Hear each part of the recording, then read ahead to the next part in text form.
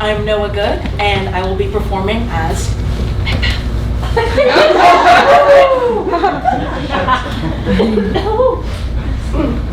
Get thee to bed.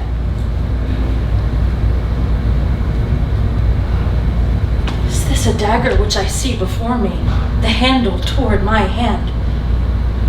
Come, let me clutch thee! I have thee not, and yet I see thee still. Art thou not, fatal vision, sensible to feeling as to sight? Or art thou but a dagger of the mind, a false creation proceeding from the heat oppressed brain? I see thee yet, in form as palpable as this which now I draw. Thou marshalst me the way that I was going, and such an instrument I was to use.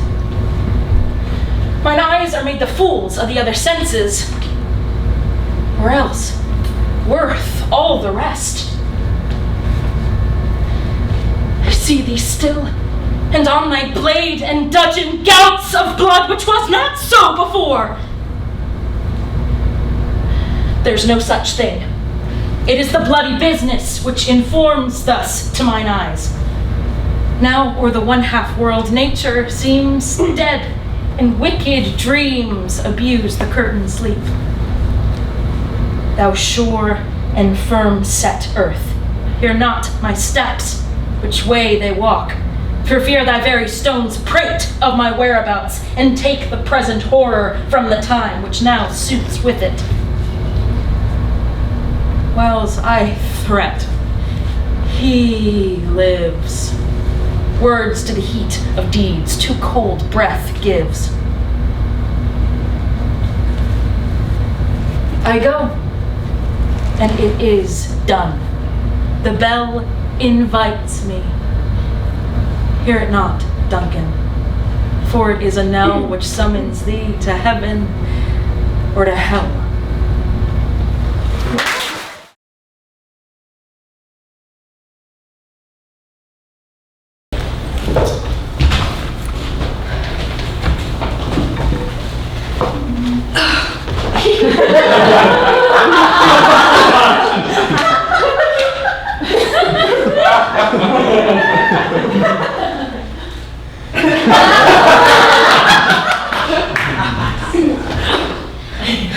There be some sports are painful, and their labor delight in them sets off. Some kinds of baseness are nobly undergone, and most poor matters point to rich ends.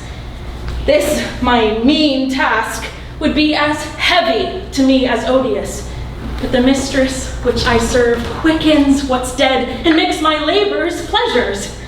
Oh, she is 10 times more gentle than her father's crab, and he's composed of harshness.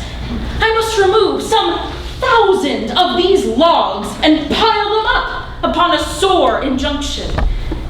My sweet mistress weeps when she sees me work, and says such baseness had never like executor.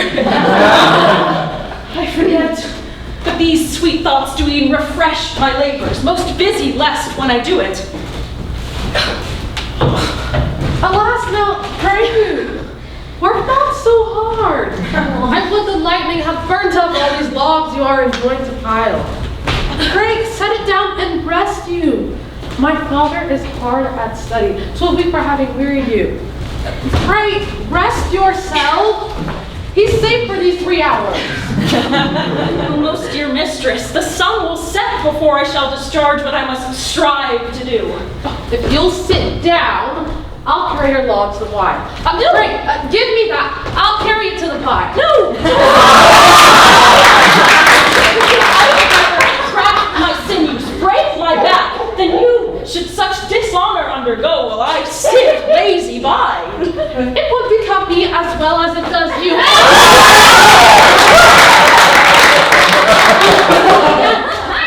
You look wearily. No! 'Tis fresh morning with me when you are by at night. I do beseech you, chiefly that I might send in my prayers. What is your name? Miranda. Oh! Father, I've broken your hest to say so. Admired Miranda, Indeed, the top of admiration worth what's dearest to the world. Full many a lady I have eyed with best regard, for several virtues have I liked several women. But some defect in her did quarrel with the noblest grace she owed and put it to the foil. But you, oh you, so perfect and so peerless, are created of every creature's best. I do not know one of my sex, save for my own glass, no woman's face remember, mine own, nor have I seen any man that I may call man but you, good friend, and my dear father. Features are broad, I am skillless of, but I, my modesty, the jewel and my dower, I would have no other companion in the world but you. But I am proud of something too wildly, and my father's precepts I dare you forget. I am my position a prince, Miranda. I do think a king, I would not so. Hear my soul speak. The very instant that I saw you did my heart fly to your service, and for your sake am I this patient log man.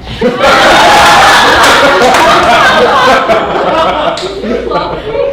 Oh heaven, oh earth, bear witness to this sound and crown what I profess with kind event if I speak true. If hollowly invert what best is boded me to mischief. I, beyond all limit of what else in the world do, love, prize, honor you. I am a fool to weep at what I am glad of. Wherefore weep? At mine unworthiness, that dare not offer what I desire to give, and much less take what I shall die to want. But this is trifling. The more it seeks to hide itself, the bigger bulk it shows. A hedge, bashful cunning, and prompt me plain and holy innocence. I will be your wife if you will marry me. If not, I'll die your maid. I'll be your servant. You may deny me, but I will be your fellow whether you will or no.